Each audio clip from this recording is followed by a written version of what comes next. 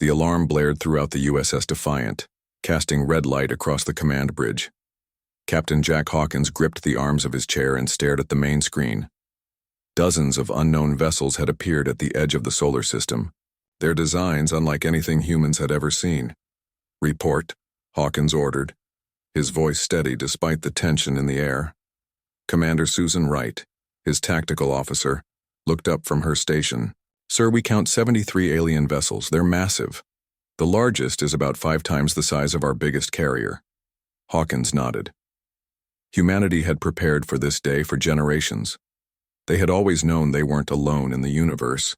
Now they had proof. "Open all channels," he said, "and get Admiral Carter and Dr. Martinez up here immediately." Within minutes, Dr. Olivia Martinez rushed onto the bridge. The xenolinguist had spent her career preparing for first contact. Her dark hair was pulled back in a tight bun, and her eyes were bright with excitement and fear.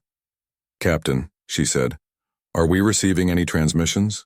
Before Hawkins could answer, the main screen flickered. A face appeared, humanoid but clearly alien. Its skin was pale blue, with ridges along the forehead and cheeks. Its eyes were large and completely black. "Inhabitants of the third planet," the alien said in perfect English, surprising everyone on the bridge. "I am Ambassador Jaital of the Galactic Imperial Council. We have been monitoring your world for some time. Your translation devices will now function with our language." Dr. Martinez stepped forward. "Ambassador Jaital, I am Dr. Olivia Martinez of Earth. How have you learned our language?" The alien's mouth formed what might have been a smile. "Your radio and digital transmissions have been spreading through space for over a century. We have studied them thoroughly." Admiral William Carter entered the bridge, his uniform crisp despite the early hour. The older man's face remained neutral as he assessed the situation. "Ambassador," Carter said, "what brings the Galactic Empire to our system?" "Your species has reached a level of development that makes you eligible for membership in our empire," Jaital replied. "We will guide your further advancement. Your people will serve useful roles within our society." Hawkins and Carter exchanged glances. The word "serve" hadn't escaped either of them. "We appreciate your offer," Carter said carefully, "but Earth is an independent world. We would be interested in establishing diplomatic relations as equals." The ambassador's expression changed to something like amusement. "You misunderstand. This is not an invitation. The Empire expands. The Empire brings order. Your world will join the Empire. The only question is whether you join peacefully or through force." The bridge fell silent. Hawkins felt a cold anger building inside him. Humanity had fought too hard for its freedom to surrender it to aliens, no matter how advanced. "Ambassador," Hawkins said, "perhaps you should learn more about humanity before making threats." Jaital's black eyes narrowed. "Captain, we have studied your species thoroughly. You are violent, divided, and technologically primitive compared to the Empire. Your entire fleet could not destroy even one of our smaller vessels." "Doctor," Martinez stepped forward again, "we request time to discuss your proposal with our world leaders." "You have 48 of your hours," the ambassador replied. "Then we will expect your surrender." The screen went dark. Admiral Carter turned to Hawkins. "Get me a secure line to all Earth defense commands. Now." Within hours, representatives from every nation met virtually. For the first time in human history, all countries stood united against an external threat. The debate was brief. Earth would not surrender. On the USS Defiant, Dr. Martinez worked tirelessly to analyze the limited communications they had with the aliens. "Their language contains many imperial references," she told Hawkins and Carter. "Their society appears to be highly hierarchical. They genuinely believe we have no choice but to submit." "Then they don't understand humans at all," Hawkins replied. Earth's defense forces moved into position. Ships that had been hidden in underground bases on the Moon and Mars emerged. Weapons platforms that had been disguised as space debris activated. For decades, humanity had prepared in secret for this moment. Admiral Carter addressed the fleet from his command center beneath the Rocky Mountains. "All ships, this is Admiral Carter.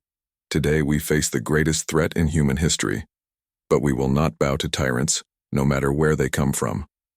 Hold your positions and await my command." When Ambassador Jetal appeared on screen again, after the 48-hour deadline, Captain Hawkins stood tall. "Your time has expired," the ambassador said. "What is Earth's decision?" Hawkins stepped forward. "Ambassador, I have been authorized to respond on behalf of Earth. We decline your offer of membership in your empire. Earth remains free." Jetal's expression hardened. "Then you choose the hard path. Our forces will begin landing operations immediately. Resistance will only increase the suffering of your people." "Before you do that," Hawkins said, "I have been instructed to deliver a warning from humanity." The ambassador actually laughed, a harsh clicking sound. "You warn us? With what?" "Throughout our history, humans have faced those who believed their superior technology or numbers guaranteed victory. They were all wrong. When threatened, humans unite. When attacked, we fight with everything we have. And when pushed to the edge, we create new ways to win." Hawkins leaned closer to the screen. "So this is our warning. Leave our system now, or face the consequences." Jetal's black eyes stared coldly. "Your primitive weapons cannot harm our ships. Your warning is meaningless." Admiral Carter joined Hawkins on screen. "Then perhaps a demonstration is in order." Carter nodded to someone off-screen. Seconds later, a small asteroid near the Imperial fleet exploded. The blast wasn't natural, it was precisely controlled. When the dust cleared, one of the smaller Imperial ships had been destroyed. "That asteroid was one of thousands we've prepared," Carter said. "A simple kinetic weapon. Sometimes old methods work best." For the first time, Jetal looked uncertain.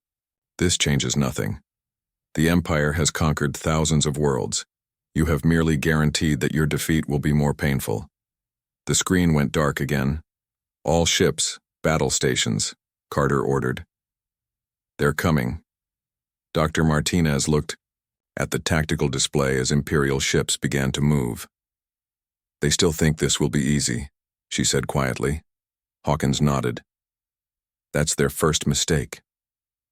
The Imperial ships approached Earth with clear confidence, spreading out to establish orbital dominance. They made no effort to hide their movements or protect their flanks. Lieutenant Eric Johnson sat in his experimental stealth fighter, hidden in the shadow of a small moon of Jupiter. Around him, 24 identical craft waited for the signal. These ships didn't exist in any public record. "All Phantom Squadron pilots," Johnson said into his comm, "prepare to engage on my mark. Remember your training, they don't know we're here." As the Imperial fleet moved past Mars, Admiral Carter gave the order, "All forces execute Operation First Strike." The battle for Earth had begun, and the Galactic Empire was about to learn why they should have run when humanity warned them. Lieutenant Eric Johnson led Phantom Squadron out from the shadows of Jupiter's moon. Their stealth fighters were invisible to Imperial scanners. The Empire had no idea they were coming. "Stay in formation," Johnson said to his pilots. "Remember the plan, hit fast, hit hard, and get out." The Imperial fleet moved with perfect order toward Earth. Their ships formed neat rows like pieces on a game board. High General Grekthar stood on the bridge of the Imperial flagship, watching the primitive planet grow larger on the main screen. "These humans are foolish," he said to his officers. "One demonstration of our power and they will surrender." A junior officer approached with a tablet. "Sir, our scouts report minimal resistance.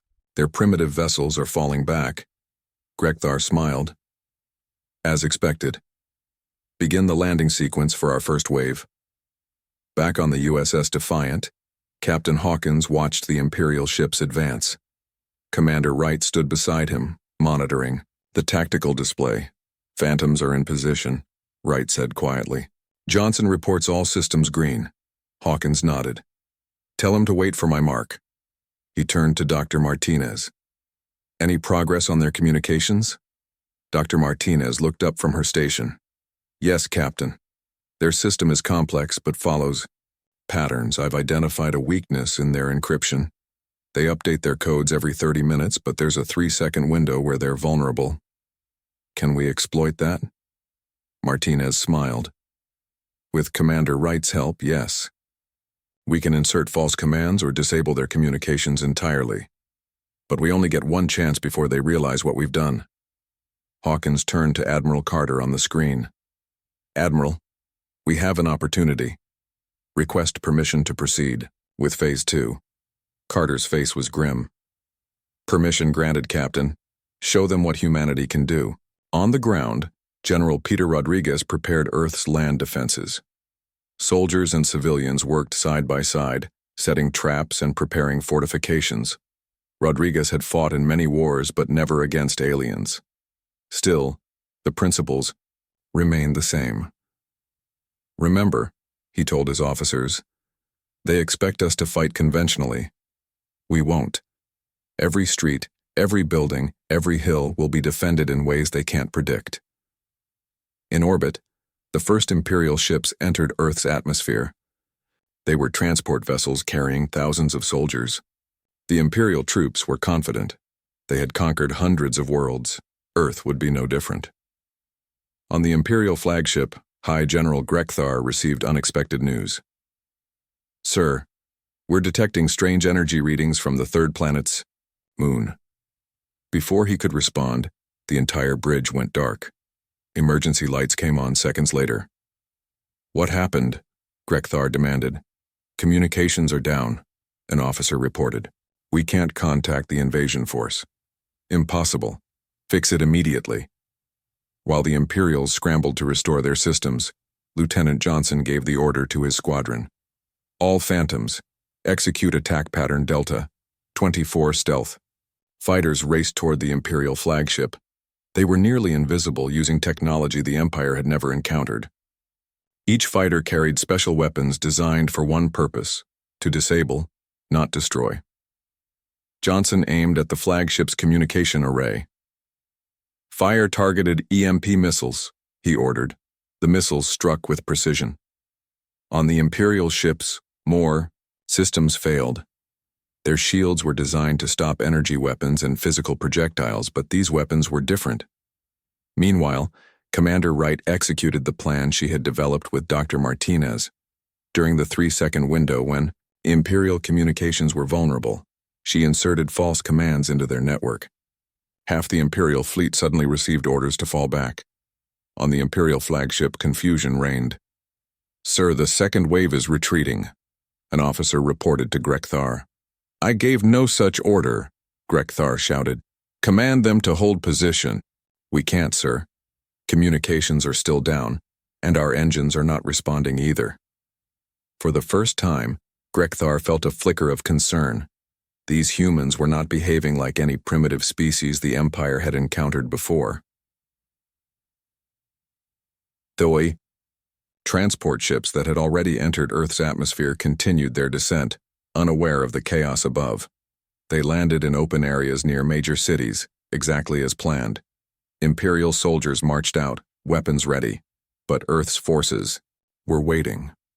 General Rodriguez had prepared carefully. The aliens found no easy targets, no massed armies to defeat.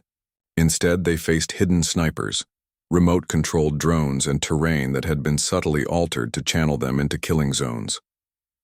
Back in space, Captain Hawkins gave the order to reveal Earth's true fleet. Ships emerged from hidden bases on the far side of the moon. They were smaller than the Imperial vessels, but much more numerous than the aliens had believed possible. All Earth vessels engage according to plan, Hawkins ordered. Target their engines and weapons first. The Earth fleet attacked from multiple directions. They did not fight like the Empire expected. There was no single formation, no predictable pattern. Each Earth ship seemed to operate independently while somehow maintaining perfect coordination. On the ground, Imperial soldiers faced equally unexpected resistance. Nira Vex, an Imperial scientist studying human biology, sent an urgent message to her superiors. These humans fight differently than our simulations predicted, she reported. They adapt quickly. They use our own tactics against us, and their weapons, while primitive, are being used in ways we did not anticipate. By now, High General Grekthar had regained control of his flagship, but half his fleet was in disarray. "This is impossible," he muttered. "They are savages. How could they disable our most advanced systems?" An officer approached cautiously. "Sir, we've lost contact with the first landing wave, and the human fleet is larger than our intelligence indicated." Grekthar slammed his fist on a console. "Send in the reserve forces. Crush them with overwhelming power." But the reserve forces were dealing with their own problems. Lieutenant Johnson's Phantom Squadron had moved on to their secondary targets, disabling ship after ship with precision strikes. Dr. Martinez continued to monitor Imperial communications. "Captain," she called to Hawkins, "they're calling for reinforcements. They're requesting their full battle fleet." Hawkins nodded grimly. "As expected. Admiral Carter, the enemy is requesting reinforcements. Recommend we proceed to Phase 3. Carter's face on the screen showed a mixture of pride and concern. "Agreed, Captain. But be advised, what comes next will be much worse. The Empire won't underestimate us again." As the first battle day ended, the Empire had suffered a shocking defeat. Their first wave had been repelled. Their communications were compromised. Their supposedly invincible technology had proven vulnerable. On Earth, people celebrated their first victory. But the military leaders knew better. This was just the beginning. General Rodriguez looked at the night sky, knowing what was coming.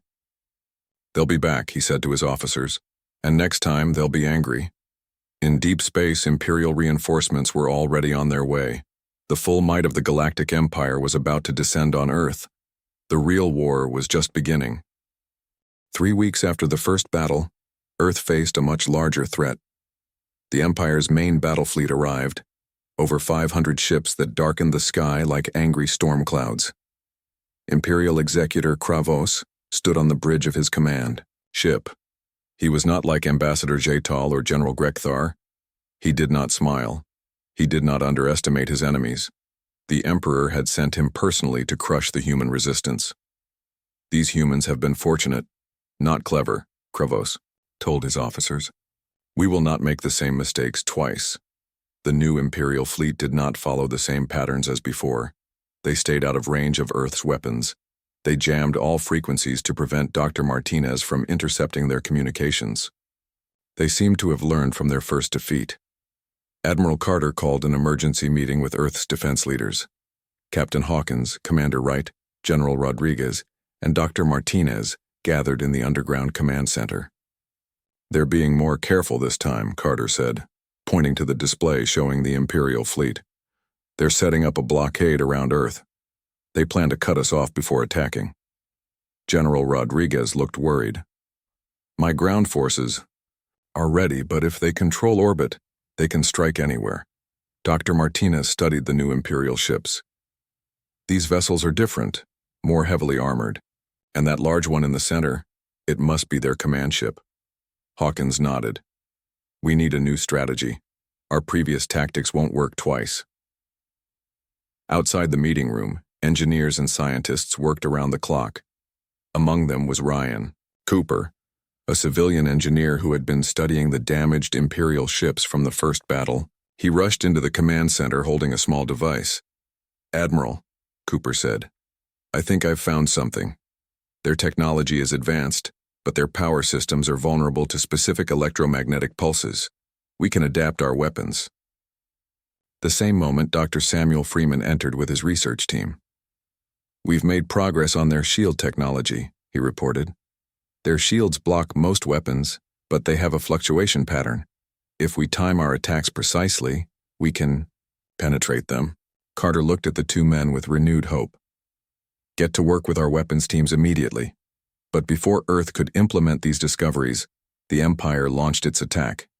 This time, they did not send troops first.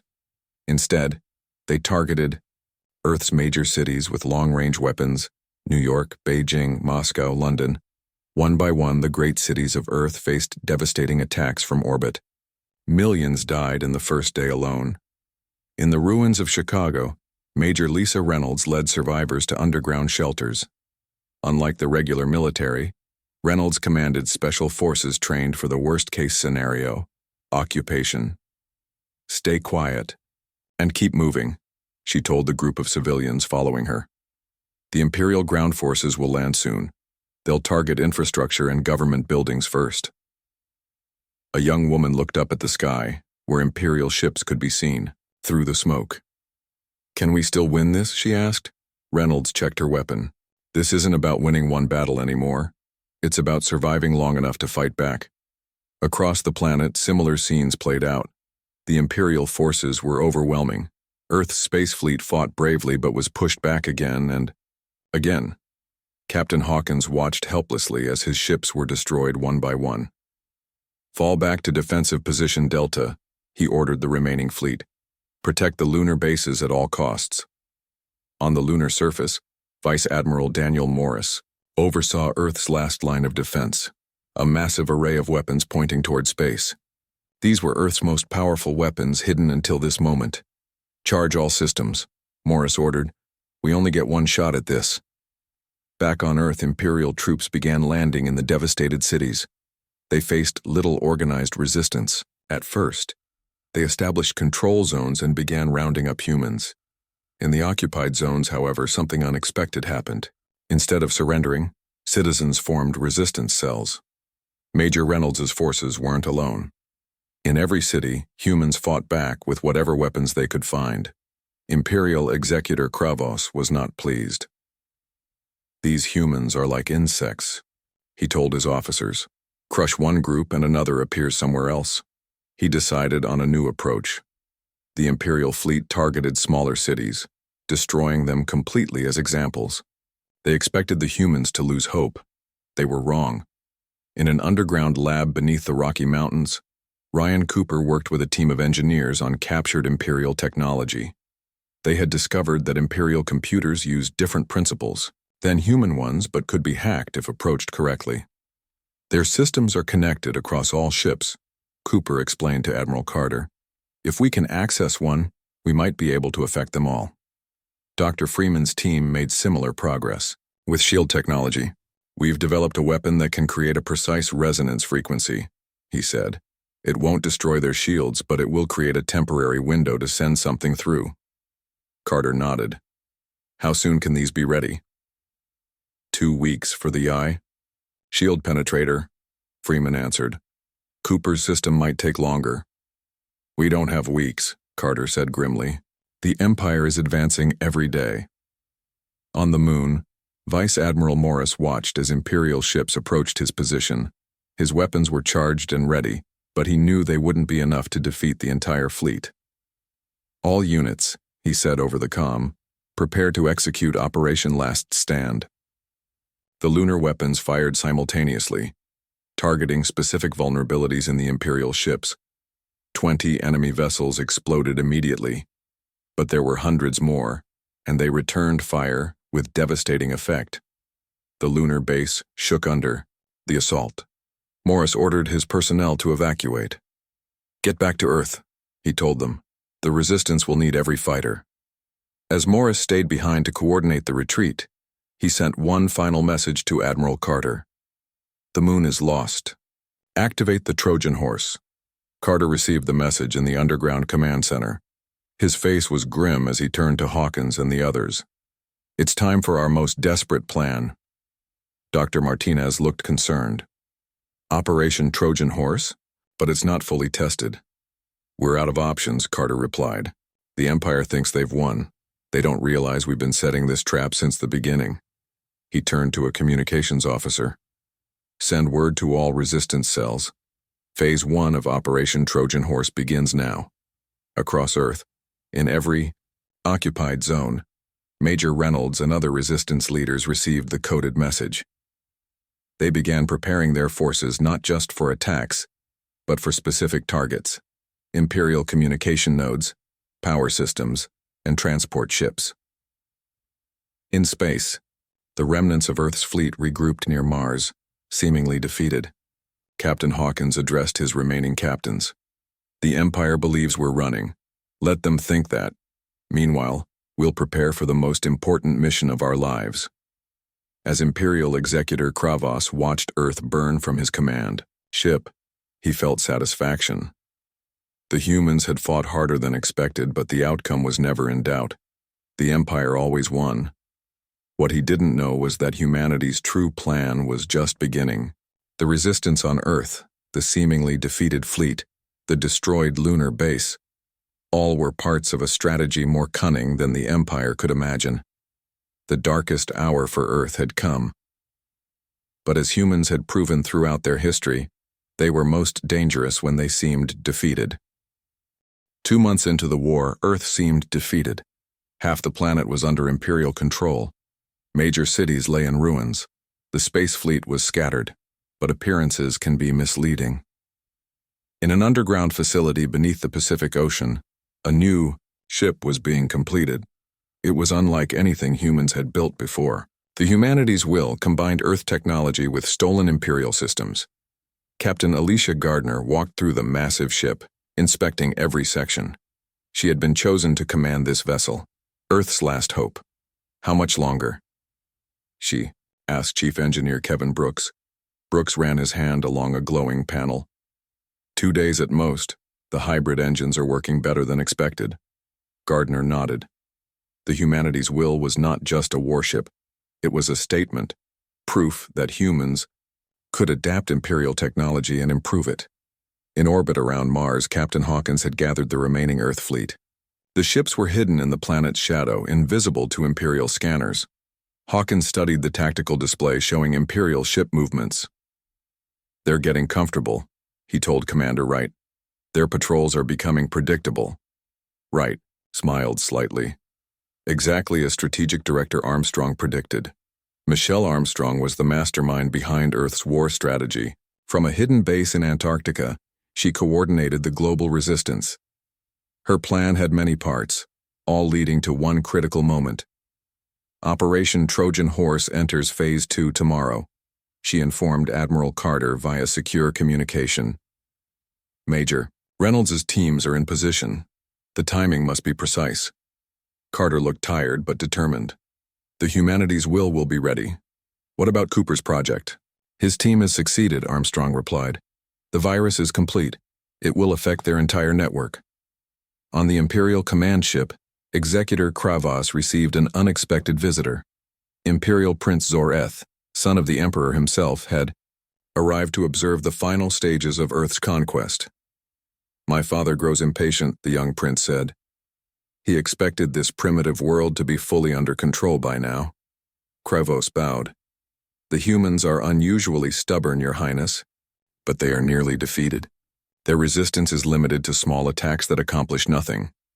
Prince Zoreth walked to the viewport, looking down at Earth. "I wish to see these humans up close. Prepare a secure landing zone. I will inspect our progress personally." Kravos wanted to object but could not refuse a royal command. "As you wish, Your Highness." What the Imperials didn't know was that Ben Franklin, a communications specialist working with the Resistance, had intercepted this exchange. Every Imperial transmission, no matter how encrypted, was being monitored. Franklin sent the information to Strategic Director Armstrong immediately. "The Prince is coming to Earth tomorrow at these coordinates." Armstrong's eyes widened. This was an opportunity they hadn't expected. "Inform Major Reynolds. Change of plans." The next day, Imperial Prince Zoreth landed in what was once downtown Los Angeles. A heavy security force surrounded him. The area had been thoroughly swept for threats. The prince walked confidently, observing the destroyed city with mild interest. "These structures were primitive," he commented to his guards. "The Empire will build better ones." Suddenly, alarms blared across all Imperial communications. At the same moment, across Earth, every resistance cell attacked their designated targets. Power stations, communication towers, transport ships, all were hit simultaneously. The prince's guards received frantic messages. "We are under attack everywhere." They moved to return the prince to his shuttle, but it was too late. From the ruins around them, Major Reynolds and her team appeared. They didn't use regular weapons. Instead, they fired devices that disabled Imperial technology. The guards' weapons stopped working. Their communication devices went silent, and before they could react, Reynolds' team had captured the prince. "Imperial Prince Zoreth," Reynolds said calmly, "you are now a prisoner of Earth, in space, Phase 3 of Operation Trojan Horse began. The humanity's will emerged from its underwater hangar, rising into the sky. Captain Gardner stood on the bridge, watching as Earth grew smaller below them. All systems operational, Chief, Engineer Brooks reported. The hybrid drive is working perfectly. Set course for Mars, Gardner ordered. Maximum speed. The humanity's will moved faster than any human ship before it, faster even than Imperial vessels. The hybrid technology that Brooks had developed gave it unprecedented power. As the ship approached Mars, Captain Hawkins' fleet prepared to move. The scattered Earth forces had been gathering strength, preparing for this moment. Communications specialist Franklin activated the virus that Ryan Cooper had developed. It spread through the Imperial network instantly. On every Imperial ship, systems began failing. Weapons went offline, shields flickered. Now, Hawkins ordered, and the Earth fleet emerged from hiding. The Imperials were caught completely by surprise. Their ships, with systems failing, could not coordinate a defense. The Earth fleet attacked with perfect coordination, targeting the weak points Dr. Freeman had identified. On the Imperial command ship, Executor Kravos watched in disbelief as his fleet fell into chaos. "What is happening?" he demanded. "Some kind of virus in our systems," an officer replied frantically. "We can't communicate with our other ships." "And the prince?" Kravos asked. "We've lost contact with his security team." For the first time, Kravos felt fear. The Emperor would not forgive the loss of his son. The humanity's will joined the battle, demonstrating capabilities that shocked the Imperial forces. It moved through their formations with impossible speed, its weapons penetrating shields that should have been impenetrable. Captain Gardner directed the assault with calm precision. "Target the command ship's engines," she ordered. "We want it disabled, not destroyed." In the Antarctic base, Strategic Director Armstrong watched the battle unfold according to her plan. "Phase 4, she said to Admiral Carter. "Contact our allies." Carter looked surprised. "Allies?" Armstrong nodded. "The Empire rules thousands of worlds, not all of them willingly. Dr. Martinez has been in communication with resistance movements on other planets. They've been waiting for a sign that the Empire can be defeated." Across the galaxy, on planets long conquered by the Empire, word began to spread. Earth was fighting back. Humans were winning. The seemingly invincible Imperial fleet was in retreat. Hope, long forgotten in the Empire's shadow, began to grow again. In Earth orbit, the battle turned decisively. The Imperial command ship was crippled, its engines destroyed. The remaining Imperial vessels, unable to coordinate without their central command, retreated to regroup. On the humanity's will, Captain Gardner received a message from Major Reynolds. "We have the prince. He's cooperating. Apparently he's not a fan of how his father runs the Empire." Gardner smiled. "Bring him to Armstrong. We need to talk about the next phase." As the Earth fleet secured their victory, Captain Hawkins looked at the stars beyond the solar system. "They'll be back," he said quietly, "with everything they have." Commander Wright nodded. "But we'll be ready, and this time we won't be fighting alone." The tide had turned. The Empire had thrown its might against Earth and failed. Now humanity was preparing to take the fight to the stars. And somewhere in the heart of the Empire, the Emperor was about to learn that he had made a terrible mistake in threatening Earth. 6 months after the war began, Earth was no longer fighting alone. The capture of Prince Zoreth had changed everything. The young prince, tired of his father's cruel rule, provided invaluable information about the Empire's weaknesses. In the new United Earth Government headquarters in Geneva, President Laura Bennett addressed the leaders of Earth and representatives from a dozen alien worlds. "Today we stand united not just as humans, but as free people across the stars," she said. "The Empire believed they could crush us. They were wrong." Admiral Jack Hawkins, now promoted to lead all Earth's military forces, stood beside her. He had seen the worst of the war and the best of humanity's response. "Our plan is simple," Hawkins explained to the gathered leaders. "We take the fight to them. We strike at the heart of the Empire." Dr. Olivia Martinez, who had started as a xenolinguist, now headed the Intergalactic Relations Council. She had spent months working with aliens who also suffered under imperial rule. The Empire rules through fear, Martinez told the assembly. They keep worlds isolated from each other. But now we've broken their information blockade. Resistance. Movements are rising on 100 worlds. Prince Zoreth stepped forward. He looked different now, dressed in simple human clothes rather than royal imperial garments. My father, Emperor Zarkath, has never faced a real challenge, the prince said. He doesn't understand what is happening.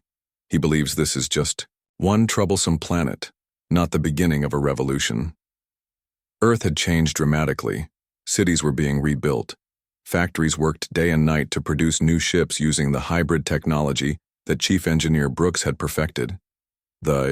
Humanity's will was no longer alone. A fleet of similar vessels was ready. Captain Gardner had been promoted to lead this new fleet. All ships report ready, Admiral, she told Hawkins. General Amanda Collins, who had taken command of the Multi-Species Liberation Force, studied the star maps showing Imperial territories. The key is to strike simultaneously across multiple sectors, she said. Don't give them time to respond. President Bennett looked at the assembled leaders. This is our moment. Earth was just the beginning. Now we free the galaxy. In the Imperial capital world, Emperor Zarkath was furious. Reports of rebellions came from throughout his realm. His generals had no answers. His advisors were afraid to speak. How can one primitive world cause so much trouble? The Emperor raged. Where is my son? Where is Executor Kravos? A nervous advisor stepped forward. Your Majesty, we believe your son is working with the humans. Executor Kravos has not been heard from since the battle at Earth. The Emperor's face darkened with rage. Prepare my personal fleet. I will deal with Earth, myself. But the Emperor had waited too long. The Liberation Fleet was already on the move. Using the advanced FTL drives developed by Brooks, they traveled faster than Imperial ships could follow. They struck strategic targets across the Empire. Communication, hubs, military bases, supply depots. On one Imperial world after another, oppressed species rose up as Earth ships appeared in their skies. The pattern repeated everywhere. Imperial forces, cut off from central command by Franklin's advanced communication viruses, could not coordinate their defense. Admiral Hawkins led the main fleet toward the Imperial capital. With him was Strategic Director Armstrong, whose brilliant plans had turned the tide of war. The Emperor will have his best defenses around the capital, Armstrong warned. This will be our hardest fight. Hawkins nodded. We're ready. The capital world of the Empire was protected by massive defense platforms and hundreds of warships. As Earth's fleet emerged from FTL travel, they faced what seemed like an impossible barrier. On the bridge of the flagship, Captain Gardner received a message from Admiral Hawkins. Commence Operation Final Warning. Gardner turned to Chief Engineer Brooks. Activate the special weapons. What happened next stunned the Imperial defenders. Earth's ships released thousands of small objects, simple kinetic weapons like those, used in the very first battle but with a critical difference. These contained the virus developed by Cooper and Franklin, upgraded to affect physical systems as well as computers. The simple weapons passed right through Imperial shields designed to stop energy weapons. When they struck their targets, the virus spread through the Imperial defense network. Across the capital defenses, systems shut down or turned against each other. The path is clear, Gardner reported to Hawkins. We can approach the capital. On the Imperial throne world, Emperor Zarkath received the news with disbelief. Impossible. Nothing can penetrate our defenses. An officer ran into the throne room, panic on his face. Your Majesty, enemy ships have landed. Their forces are approaching the palace and your son is with them. For the first time in his long rule, Emperor Zarkath felt fear. He looked at his advisors, his guards, his supposed protectors. None would meet his eyes. The palace doors opened. Admiral Hawkins walked in, accompanied by President Bennett, Dr. Martinez, and Prince Zoreth. Behind them came General Collins with soldiers from a dozen different worlds. Emperor Zarkath, President Bennett said calmly, your empire is over. The emperor stood from his throne. You cannot defeat an empire that has stood for 10,000 years. You are nothing. Primitive animals who should never have left your world. Hawkins stepped forward. We warned you. At the very beginning, we told you to leave us alone. You should have run when you had the chance. The emperor looked at his son. Traitor. How could you join these creatures? Prince Zoreth shook his head. I joined the future, father. The empire has been stagnant for centuries, crushing innovation, destroying freedom. These humans showed me a better way. As Imperial guards lowered their weapons and surrendered, Dr. Martinez approached the emperor. You misunderstood humans from the beginning. You saw our divisions as weakness. You didn't realize our greatest strength comes from our differences, our adaptability, our willingness to change. The emperor was taken into custody. News of his capture spread across the galaxy. Within days, most Imperial forces surrendered. Those who resisted found themselves fighting not just humans but their own former subjects. 1 month later, representatives from hundreds of worlds gathered on Earth. In the rebuilt United Nations building in New York, they signed a new treaty, creating the Galactic Federation of Free Worlds. President Bennett addressed the historic gathering. Today marks a new beginning. Not an empire built on fear, but a federation built on mutual respect and cooperation. Admiral Hawkins watched from the side, remembering the day alien ships first appeared over Earth. Who would have thought it would end like this? He said to Dr. Martinez. She smiled. Perhaps it's not an ending at all, but a beginning. In a holding cell beneath the building, former Emperor Zarkath awaited trial for crimes against countless species. President Bennett visited him once. You still don't understand what happened, do you? She asked him. The fallen emperor looked at her with hatred. You got lucky. Nothing more. Bennett shook her head. No. You threatened our home, our people, our future. There was only one possible outcome. She turned to leave, then paused at the door. You should have run when we warned you.